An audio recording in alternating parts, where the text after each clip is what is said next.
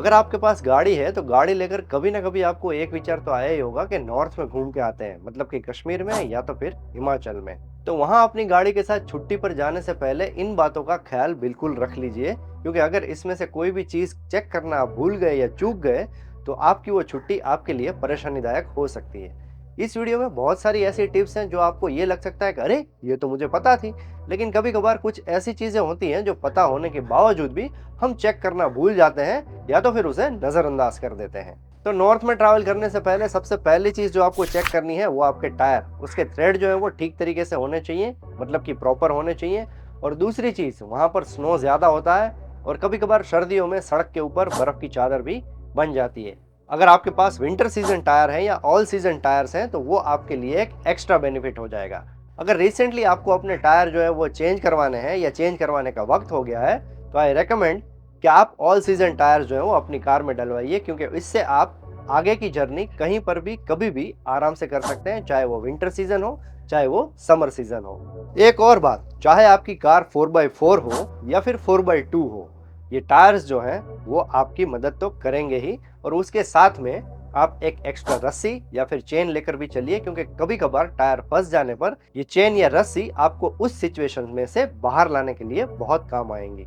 अगली जो टिप है वो है बैटरी के रिलेटेड। ज्यादातर कार में बैटरी में डिस्टिल्ड वाटर यूज होता है, और अगर आप नॉर्थ में ठंडियों में ट्रैवल कर रहे हैं तो हो सकता है ये जो वाटर है वो 0 डिग्री टेम्परेचर पर जम जाए। तो यहाँ पर आपकी बैटरी में केमिकल रिएक्शन होता है जिसकी वजह से आपकी बैटरी काम करती है। अगर ऐसे समय पर ये जो वाटर है वो जम गया, मतलब ये डिस्टिल वाटर जो है वो जम गया, तो आपकी बैटरी में ये केमिकल रिएक्शन होगा नहीं। हो सकता है आपकी कार तो स्टार्ट हो जाए लेकिन बाकी के इक्विपमेंट आपके काम नहीं करेंगे। और आजकल की कार में बहुत ही ज्यादा सेंसर्स यूज होते हैं, और ये सारे सेंसर जो है वो बैटरी से ऑपरेटेड होते हैं। मतलब कि अगर आपने अपनी नई बैटरी पानी वाली यानी कि डिस्टिल्ड वाटर वाली खरीदी है तो आपको यहाँ पर मुसीबत हो सकती है। तो हो सकता है तो ऐसी जगह पर जाने से पहले आप जो है वो ड्राई बैटरी का यूज कर लीजिए और अपनी कार में वो बैटरी डलवा लीजिए। हमारी जो नेक्स्ट टिप है वो है इंजन के कूलेंट को लेकर, क्योंकि कभी कभार गाड़ियों में परेशानी के वक्त कूलेंट की जगह हम पानी डाल देते हैं। तो अगर आपकी गाड़ी का कभी ना कभी ब्रेक डाउन हुआ है और आपने उस कूलेंट को अभी तक रिप्लेस नहीं किया है तो ये भी आपके लिए मुसीबत ठंडी वाली जगह पर हो सकता है, क्योंकि जितना कूलेंट में पानी ज्यादा होगा उतनी फ्रीजिंग की समस्या आपके सामने ज्यादा होगी।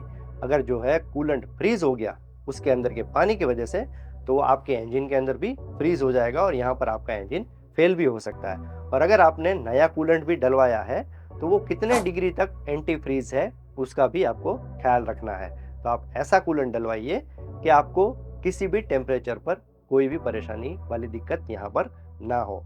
तो एक बार आप अपने मैकेनिक से भी पूछ लीजिए या फिर जहाँ पर आपने सर्विस करवाई है अपनी गाड़ी की उससे पूछ लीजिए कि भाई इसमें कौन सा कूलेंट आपने यूज किया है, या तो फिर कूलेंट जो है वो सस्ता ही आता है, आप उसको एंटी फ्रीजिंग कूलेंट के साथ रिप्लेस कर लीजिए।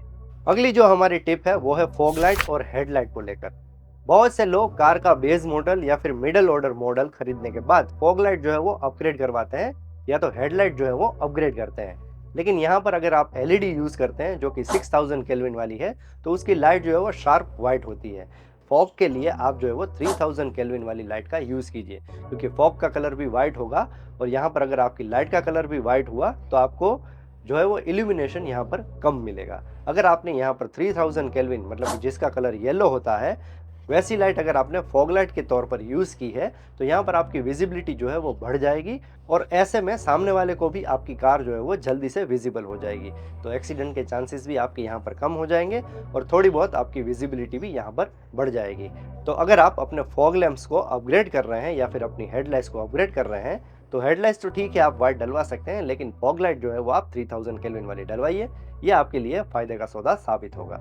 इसके साथ साथ आपको टेल लाइट्स और बाकी सारी लाइट्स को भी चेक कर लेना है, क्योंकि लॉन्ग ट्रैवल पर अगर आपकी कोई भी लाइट ठीक तरीके से काम नहीं कर रही है तो यहाँ पर आप अपनी सेफ्टी को कॉम्प्रोमाइज कर रहे हो। खास करके विंटर सीजन में जहाँ पर अगर स्नो गिर रहा हो या फिर सुबह सुबह फॉग का मौसम हो, उसमें आपकी सारी लाइटें ठीक तरीके से काम करती होनी चाहिए, क्योंकि अगर आपकी टेल लाइट ठीक तरीके से काम नहीं कर रही है तो पीछे वाले व्हीकल को आपकी गाड़ी जो है वो साफ तरीके से नहीं दिखाई देगी और ऐसे में एक्सीडेंट होने के चांसेस जो है वो बढ़ जाते हैं। यही चीज़ आपके लिए भी लागू होती है। अगर आपकी हेडलाइट ठीक तरीके से काम नहीं कर रही है तो आपकी विजिबिलिटी कम हो जाएगी और हो सकता है आपकी गाड़ी की टक्कर किसी गाड़ी के साथ हो जाए। तो बेहतर यही है कि ऐसी जगह पर ट्रैवल करने से पहले आप अपनी सारी लाइट्स को चेक कर लीजिए और अपग्रेडेशन जो है वो प्रॉपर केल्विन वाली लाइट के साथ कीजिए। अगली टिप में सिंपल एक ही बात मैं कहूँगा कि अपना एसी और हीटर चेक कर लीजिए, क्योंकि अगर हीटर काम नहीं किया ना तो ठंड के मारे आपका ही गाड़ी के अंदर हाल जो है वो बुरा हो जाएगा। इसीलिए ट्रैवल करने से पहले ये दोनों चीज़ों को ठीक तरीके से चेक कर लीजिए। एसी तो हम गाड़ी में चलाते ही रहते हैं, इसीलिए एसी का तो हमें नॉलेज होता है, लेकिन एक बार हीटर को भी स्टार्ट कर लीजिए ताकि आपको पता चले कि ये भी ठीक तरीके से काम कर रहा है या नहीं। अगली टिप में मैं सिंपल इतना ही कहूँगा कि बहुत सारे ब्लॉग में और बहुत सारे आर्टिकल में आपने कभी कभार ये पढ़ा होगा कि भाई ठंडियों के दरमियान आपको अपना व्हीकल जो है वो वार्म अप करना चाहिए, मतलब इंजन को वार्म अप करने से पहले उसको नहीं चलाना चाहिए। तो भाई ये ज़माना गया, क्योंकि 90s के दशक में जब गाड़ियों में कार्बोरेटर नहीं आते थे तब जो है वहाँ फ्यूल इंजेक्शन टेक्निक से फ्यूल जो है वो इंजेक्ट होता था। यहाँ पर जो है वो ठंडी की वजह से फ्यूल जो है वो ठीक तरीके से वेपराइज नहीं हो पाता था और इंजन ठीक तरीके से काम आपका नहीं कर पाता था। तो ऐसे समय पर सुझाव लोगों का ये था कि इंजन को थोड़ी देर तक चला के रखिए ताकि इंजन जो है वो इतना गर्म हो जाए और ठीक तरीके से अंदर वेपोराइजेशन क्रिएट हो, ताकि आपका इंजन जो है वो स्मूथ तरीके से चले। लेकिन आजकल की कार बहुत ही एडवांस है और दूसरी बात इसमें कार्बोरेटर यूज़ होता है, तो ये फ्यूल इंजेक्शन वाला जो टेक्निक है वो जो पुराना हो गया है। यहाँ पर आपको वार्म अप करने की बिल्कुल ज़रूरत नहीं है। आप सीधा होटल से बाहर निकलिए, अपनी गाड़ी को स्टार्ट कीजिए और जहाँ आपको जाना है वहाँ बिंदास चले जाइए। अब लास्ट वाली टिप जो है वो बहुत ही इंपॉर्टेंट है, क्योंकि नॉर्थ में विंटर में रोड के ऊपर बर्फ की चादर बैठ जाती है। तो ऐसे में ड्राइविंग करते वक्त आपकी कार जो है वो स्किड होती है। तो आपकी कार को स्किड होने से आप कैसे बचा सकते हैं, उसके लिए मेनली आपको दो चीज़ों को समझना बहुत ही ज़रूरी है, एक ओवर स्टीयरिंग और एक अंडर स्टीयरिंग। और हाँ, जब भी आपकी कार स्किड हो तो ब्रेक्स को आपको बिल्कुल नहीं लगाना है। हाँ, ठीक से याद कर लीजिए, जब भी आपकी कार स्किड हो तो आपको ब्रेक्स को बिल्कुल नहीं लगाना है।